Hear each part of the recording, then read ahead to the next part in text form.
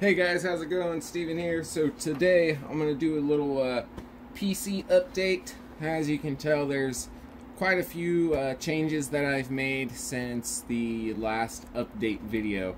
And I get asked quite a few questions on a couple of things.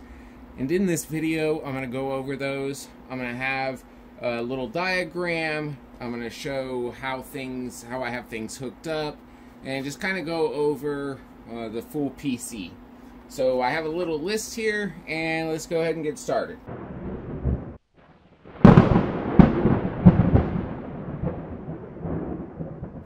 So we'll start with the tower. This is the Lian PC011 Dynamic. I do have a Coolermaster vertical GPU mount that is holding the GPU. The GPU is an Asus Strix GTX 1080. This is the Barrow GPU water block. It is a full cover GPU water block. The CPU is a Intel i7-8700K. The CPU water block is the Bykski water block. It is a full copper water block. It is nickel plated. Very good water block. I will also have links for everything down in the description for all the major components. The LEDs inside the GPU water block and the CPU water block, these are 3-pin 5-volt RGB headers. Water block on the CPU and GPU do have those. So does the pump res combo. I just don't have this hooked up, but it does use the 3-pin header, and those are plugged into my motherboard's RGB header. So that's the 3-pin 5-volt, not the 4-pin 12-volt. So if you guys do by chance pick up one of these, make sure that you do have it plugged into the 3-pin, not the 4-pin header. You will destroy the LEDs if you plug it in.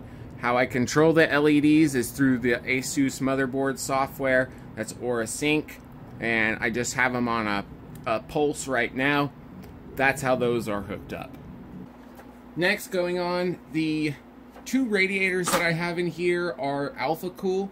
This is the Alphacool XT45, so it's 360 millimeters by 45 millimeters thick. Back there in the back, I have the Alphacool ST30. It's a 240 millimeter radiator that is 30 millimeters thick.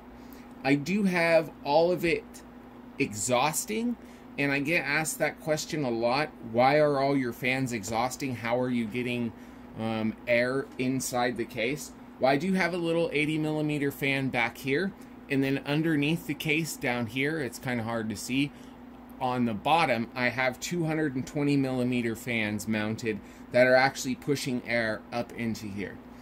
The i7 that I have in there is delidded. It does have liquid metal on it, using this is called the Rocket 88 delid and relid tool. I highly recommend this tool. It was a breeze to do, super simple. It's about 35 bucks on Amazon, and I couldn't recommend this guy enough. So going on, this is the Swiftech Maelstrom. It's the version 2. It's 100 millimeter. I'm not exactly sure what the capacity is of the reservoir, but this is a pretty big pump res combo. I really do like this. It's got the Lang D5 pump in it. Really nice pump res combo. XSPC compression fittings. These are the triple O-ring fittings. Highly recommend those as well. Once the tubing is inside the fittings, it is extremely hard to get it off. The elbows and other fittings are all Alphacool. The tubing is PETG. It is 14 millimeter outer diameter and 10 millimeter inner diameter. Very forgiving tubing. I highly recommend this tubing as well. I've had this going for about 4 months now, I want to say, and I did take the system apart the other day to do some wiring back here. I took this out, rinsed it out, and there was no type of staining, no discoloring inside the tubing. The liquid that I'm using inside here, I have the EK Cryofuel Solid Scarlet Red. This is the premix. It's a liter. Was plenty enough to do this full loop. Recommend that stuff. It's kept my PC nice and cool. Has not stained anything. There has not been any type of corrosion inside the micro channels.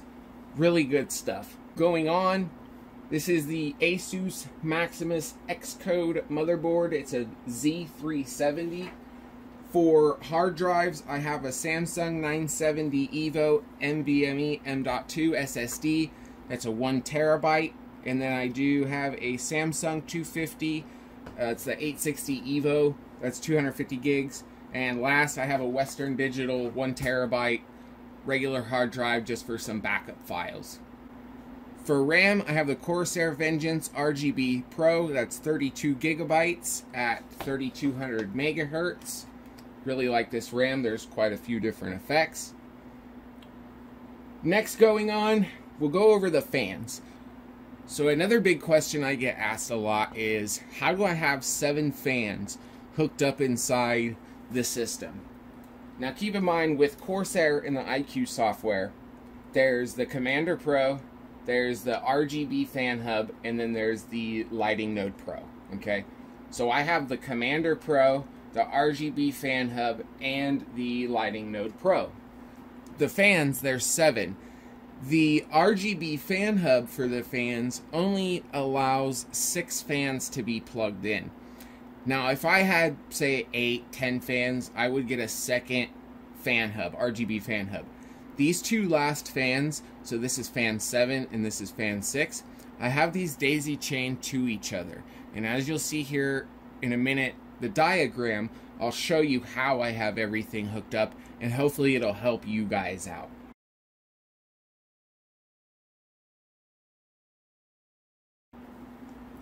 With the ICue software, you have to go in sequential order. So you can go fan 1, 2, 3, 4, 5, 6, and then 7. So if you do not have them plugged into sequential order, they will not, if you have a different type of setting, they will not go in order. So I could do it either way. I could do it fan 1, 2, 3, 4, 5, 6, 7, like that. If you only had just 3 fans, you could do 1, 2, 3, 1, 2, 3. You just can't go fan 1, fan 3, fan 2. They wouldn't go in sequential order. They'd kind of hop around. So I'll go ahead and show you here really quick what I mean by sequential order. So just really quick, as you can see how the fan lighting is going, like that. So if I had them plugged in and they were not in order, they would not be able to do that. So that's what I mean by sequential order. Now I just kind of have it on demo mode right now. Next thing we'll go over are the lights that I have in here. So these are different lights that I bought off of Amazon. The regular Corsair light kit, it comes with LED strips that have 10 LEDs in it per strip. So the Commander Pro, the Lighting Node Pro, and the RGB fan hub can each take 6 strips or 6 fans. So a maximum you can have is 6 strips of LEDs per LED channel. Hope I'm not losing you. So the Corsair strips, they come 10 LEDs per strip. Well, those LEDs are not very bright. Don't really like the function of them. So I got these off of Amazon. Like I said, I'll have a link down below. These are very, very bright LEDs. And it is 60 LEDs in this strip. So in the ICue software, I have this set up as 6 strips. So this comes in, I believe, 100 LEDs in this strip.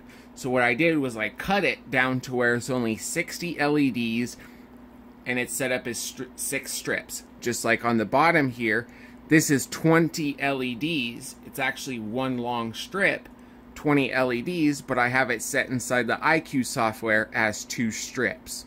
Okay, so if I had this with 70 LEDs on it, the last 10 LEDs on the strip would not light up because the software will not recognize those last 10.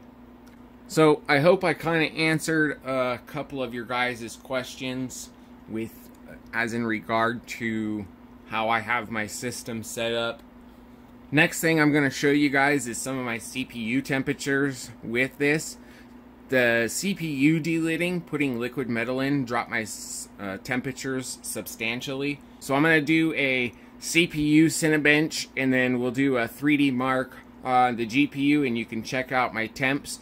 And that's with doing liquid metal, having a custom loop, and how I have my fans set up and how the system is. I will put the side panel back on. I just have it open for the sake of this video. Like I said, hope that has helped you guys. Let's go ahead and do the benchmarks real quick. And then if you have any comments, questions, anything like that, please leave them down below. I'll be more than happy to get back to you guys, answer any questions that you have. And I'll have some more videos coming out soon. Thanks, guys. Alright, so running 3D Mark Firestrike. There's temps. You can see GPU temp is there. I'll show you on the Asus software. So right now we're running at 42 with a max of 43. That's Celsius. There you go. And that's about where it will stay at. So even when gaming, I don't see it go over 45 degrees Celsius. Alright, so I'm going to run an 8/64 stability test. So there we go. Let's go ahead and start.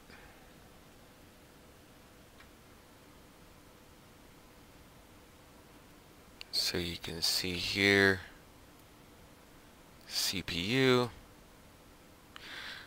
and this is about where the CPU will stay, and that's pushing 100%. It stays between 60 and 65 degrees Celsius, and before, when I didn't have the CPU delidded, this would get up to about 85. So that's where it will stay.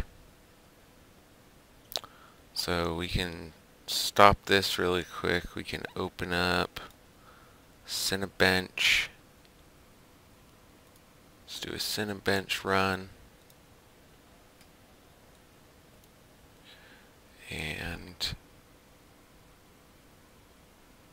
there you can see what the CPU temps are like as well.